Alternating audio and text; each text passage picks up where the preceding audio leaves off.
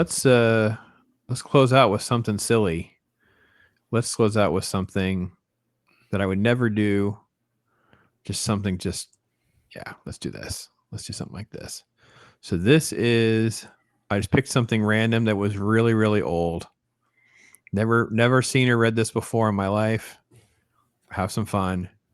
We're going to look through a live reaction to, why isn't it going? There it goes.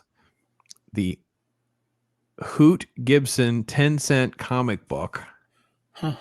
Never seen it before. It's it dropped in my bucket of things that are here for free, so I'm checking it out. So 10 center, Cactus Nell, Dry Gulch Trail, the Polka Dot Gang, Cowboys Cowboy. There you go. The Cowboys Cowboys. No man's ridden that critter before. Look at it, Hoot handling boss. Come on, Hoot, stick with him. That boy's got more gumption than a buck house full of cowpokes. There you go. I like the fact that there's not a lot of color back then.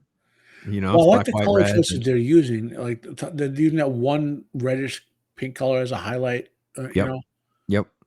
which by the way, is probably a phenomenon of the printing press that they had for it. Yeah, this is 1950. It is Hoot Gibson number 5. Yeah. It's a 10-cent book. And then it's got all the little footnote stuff here, whatever. So, yeah. And then this is the next page. Look at the little printing stamp right there, Matt. Little printing stamp. And what are you aiming at? Now you got them rounds over Hoot. I guess I'll drift north to Montana. There's jobs there, I hear. There you go. He looks like he's 12. He looks like he's old enough to have a job in this panel compared to these panels. What'd you say? I look at the interesting color palette, the way that like the artists are using blue to highlight certain, like that one character has blue, and his pants are blue. Not much else is blue. Yep. You know? So he's being highlighted for a reason, I think. Mm-hmm. Mm-hmm. And then it's like Hoot has like green, like bandana and green jeans and a brown hat. It's like everything is very distinct. Yep. Interesting. There he is. He goes, that kid will get hurt. You ain't seen nothing yet. And a person says, he grabs him. Look at it. He flipped that cow over. He jumps off the thing. He's like a superhero. Holy cow. How hard it would be to do that. Have you ever actually seen them cowboys do that, the way they do rope cattle? Usually they do it in twos, so it's a lot easier to do in twos than ones. But yeah, it's an amazing skill. It is something special, and it's incredibly dangerous, especially with a bull. I mean, it's incredibly dangerous anyway with an animal that size. But to do a bull, I cannot imagine an unneutered bull. Oh my gosh, that would be so dangerous. I've told the story that the biggest horror for me so far of our little mini farm, Matt, has been having to neuter pigs. Horrifying. They scream anyway when you pick them up. Imagine trying to hold it and then to neuter it. It was horrifying. It was the worst experience because it screams this shrilling blood. It's cool. Oh, it was crazy. So, yeah, and you get bruised up and banged up and all over with these little pigs. I cannot imagine a bull. People don't realize pigs are dangerous animals. Yeah, we don't even have we don't even have big dangerous pigs. But I will tell people, like, I don't really let people near our boar because he still has tusks. Now his tusks, you don't really see them much because the way their jowls are. But he has tusks that are, several inches, and I don't think he would never, I think, hurt anyone intentionally. But if his mouth was open and he was making a noise and he kind of like brushed up against you, he could cut you. So we don't really let people near the board just because of that. Not because he's mean. It's just, they're just an animal. But a wild boar is not to be. Oh, look at the hat on this little kid. That hat is like an adult size hat on this little boy. Yeah. And the woman has a girl cowboy hat, that little flare to it. It's got a little on the side to it. Yeah. So they're roping. He's going to more work. Look at him. He leaps off the horse and grabs the bull by the horns. The winner of the All Cowboy Classic in the record time of 11 seconds, Hoot Gibson of the Double X Ranch. Hoot Gibson. Where else are you going to see a Hoot Gibson comic book review? Right here, baby. Well, all right. This guy's obviously the villain because he's got the mustache. Yeah. Matt. Yep. Well, he's got a yellow hat and yellowish pants. So he's evil, basically. Yeah. And Hoot just throwing some fists, man. He's got a first with the left and then the right uppercut. Yeah, he is. Oh, brother, that kid is dynamite, this guy says. Holy smoke, he laid him out cold. There you go. Hoot Gibson.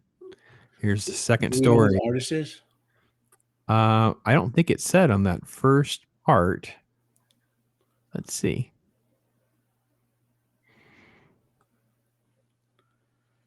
Nope.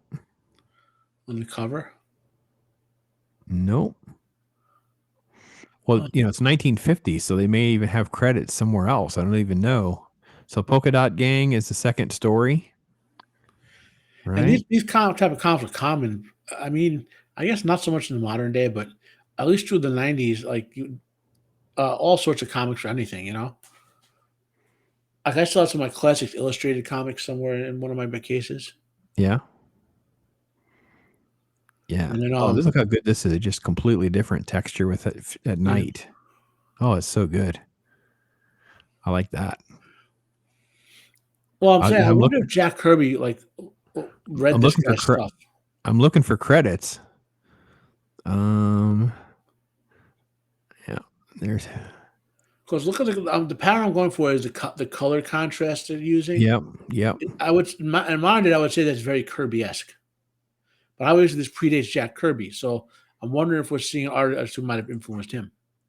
All right, we're gonna look it up and see if we find out. Hoot Gibson, number 5. Here we go. Somebody has a CGC 9 of this book. Holy cow! I can't even imagine. I mean, a 9 of a 10-cent comic book. That's crazy. It doesn't even have credits listed. Okay, that didn't help. Let's keep looking.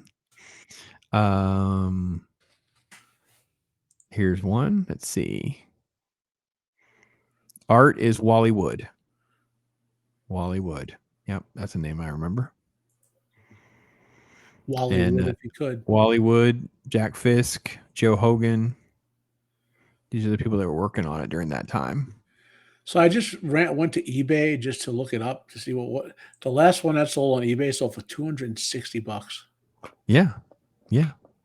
They're not. I mean, you can find 10 centers of things that are like off, like not superhero stuff. Like you can find like there was like a beautiful, like a 9.2 or 4 or something, a really high grade book on like a 10 center, and it was like one of the knockoff cartoon things, you know, not like Betty Boop, but kind of like that type of stuff back then. And it was like this beautiful 9 something score, and it only went for like $400 or something like that. I mean, it's like the odds of having something like that, it's got to be the only one. There can't be very many. I didn't look up the CGC, but yeah. I found another auction that sold one of these things for $700. I wonder what it was graded at or whatever. Look at this. That's really good art. I like that. Look at that. Dry Gulch trail art. Bang, bang, shoot 'em up stuff. Look at the details in the boots. 9.4 grade. That's very good. It's a very high score for a 10-cent book. Yeah. Very high score for a 10-cent book. And that's the thing too, that they're you know, someone stashed it away and it got graded. And hey, if you ever get the opportunity to clean out your grandpa's attic when he passes, go for it. You never know what you find. Oh yeah, I know.